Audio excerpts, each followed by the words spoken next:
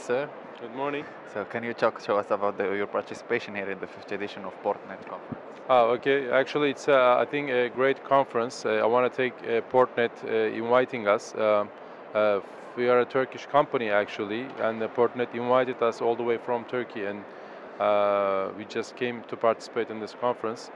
I think these logistics issues, there's a supply chain, single window, the procedures in customs, and it's nice to see a lot of experienced companies in this conference exchanging information, exchanging know-how and their experiences. I think it's a great conference. Thank you. So for the modernization of cross-border commerce, how do you see your perception about that? As the trade increase in the world and in the region, logistics sector has very important parts. One is facilities, facilitation, and the modernization of facilities is important. Softwares, data exchanges is also an important part. And the third part is the regulations, actually, regulations of the government. So our experience mostly is modernization of facilitation. In Turkey, we are modernizing border gates with the BOT model. It's a PPP, public-private partnership. We are a half governmental institution working very close with the government and Turkish private sector.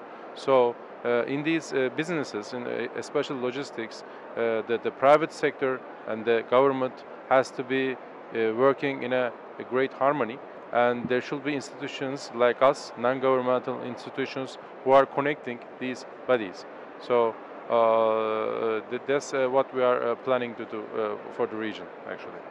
So last question is about the cooperation and the exchange of best practices between Morocco and Turkey in general. Actually, I know that Morocco has a lot of experiences for the data mining, collecting data, and using the data and the benefits of the government and for the private sector to make. I know they are very successful, especially PORTNET is very successful in making the trade in Morocco secure, rapid, and paperless, actually. So